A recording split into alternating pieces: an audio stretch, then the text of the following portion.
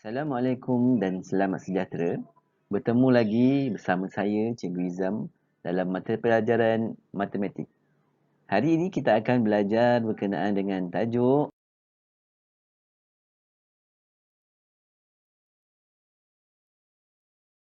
membundarkan nombor bulat hingga puluh ribu terdekat.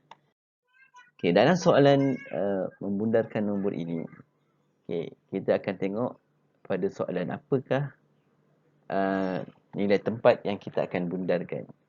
Contoh kita ada satu soalan 26,584. Kita nak bundarkan pada puluh terdekat. Jadi apabila kita nak bundarkan pada puluh yang terdekat, kita akan beri tumpuan kepada rumah puluh. Yang pertama, langkah yang pertama kita akan bulatkan tuan rumah. Kalau soalan tu nak bundarkan kita pada puluh terdekat, jadi rumah puluh ni akan menjadi sebagai tuan rumah. Dan seterusnya, gariskan jiran pada sebelah kanan. Sebelah kanan maksudnya pada rumah yang rumah sah. Kita gariskan dia. Kemudian kita akan tentukan jiran. Jiran yang kita gariskan ni kita akan tentukan untuk kita buat pada rumah puluh ni, iaitu tuan rumah. Kita ada dua, jiran kaya dan jiran miskin. Sekarang ni kita tengok 4 ini adalah jiran miskin. Kalau jiran miskin, apa yang perlu kita buat adalah kita akan kekalkan tuan rumah. Kekalkan ni bermaksud kalau 8, kita kekalkan dia sebagai 8. Kita salin balik. Kemudian langkah seterusnya kita akan jiran sebelah kanan. Kita akan jadikan dia sifar. Kemudian jiran sebelah kiri pula kita akan turunkan. 5, 6 dan 2. Jadi kita akan dapat jawapan dia adalah 26,580. Jadi 26,584 apabila dibundarkan pada puluh terdekat, jawapannya adalah 26,580. Kita tengok contoh yang seterusnya. Soalan ni soalan yang sama, 26,584, tapi dia nak kita bundarkan pada ratus terdekat. Jadi tuan rumahnya akan jadi pada rumah ratus. Jadi kita bulatkan tuan rumah. Langkah dia senang je. Bulatkan tuan rumah. Kemudian gariskan jiran. Dan kita akan semak jiran ni, sama ada jiran kaya ataupun jiran miskin. 8 ni jatuh kepada jiran kaya. Jadi apabila jiran kaya, kita akan tambah 1 pada tuan rumah. Kita tengok pada jiran, tapi tindakan yang kita lakukan adalah pada tuan rumah ni. 5 tambah 1, 6. Jadi langkah seterusnya jiran kanan. Sebelah kanan. Jadi kita akan jadikan dia sifar. Jiran sebelah kiri, kita akan jadikan salin balik. Turunkan je. Jadi kita dapatlah jawapan dia 26,600. Kita tengok contoh yang seterusnya, contoh yang ketiga.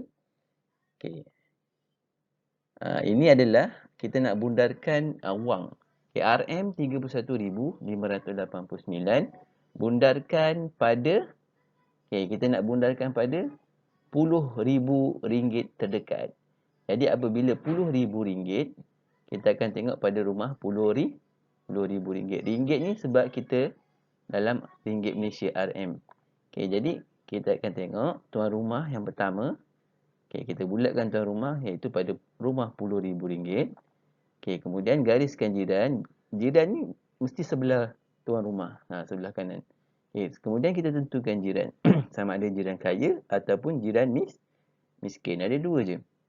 Jadi kita tengok satu ni merupakan jiran miskin. Kalau jiran miskin senang je. Kita turunkan je. Kekalkan tuan rumah. Maksudnya kita turunkan je 3.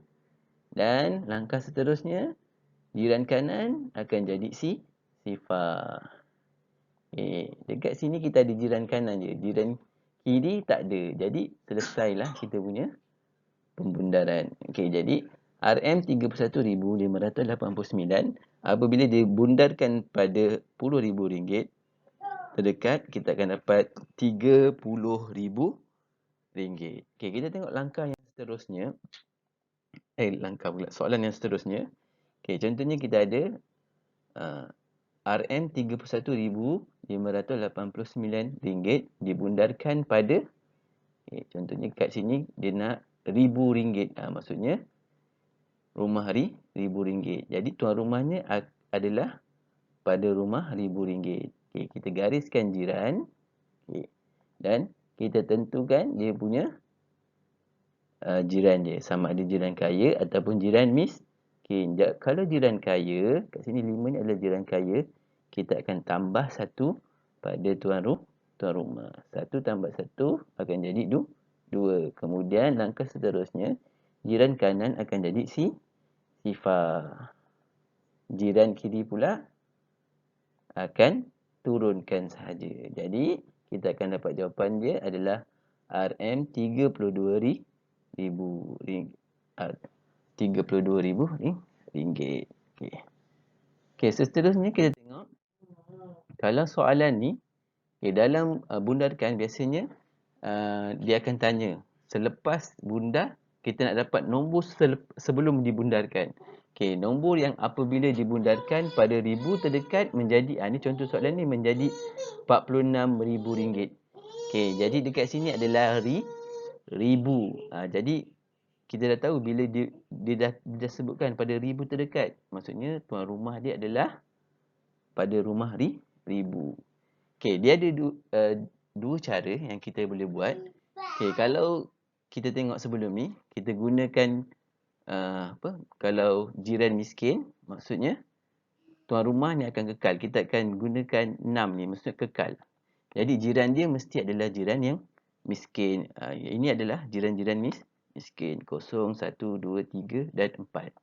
Dan nombor di sebelah kanan ni kita ambil je daripada sifar hingga 9, tak kisah mana-mana. Dan jiran sebelah kiri kita akan turunkan sahaja. Okey, contohnya kita ambil, kalau kita nak guna jiran miskin, depan ni dah sama kan 46.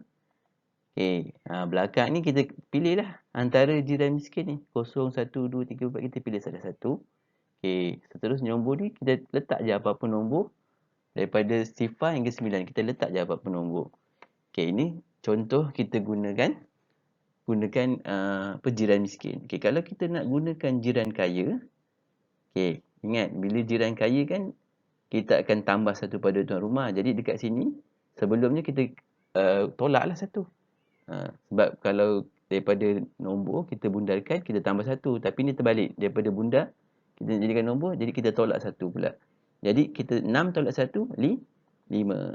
Okey, jiran kaya kita tahu kan dia punya jiran dia mestilah 5, 6, 7, 8, 9. Dan nombor di sebelah kanan tak kira, kita boleh pilih antara sifar hingga 9. Pun sama. Jiran kanan lagi tak kisah, sifar hingga 9. Dan jiran sebelah kiri kita turunkan saja. Kalau sini 4 lah.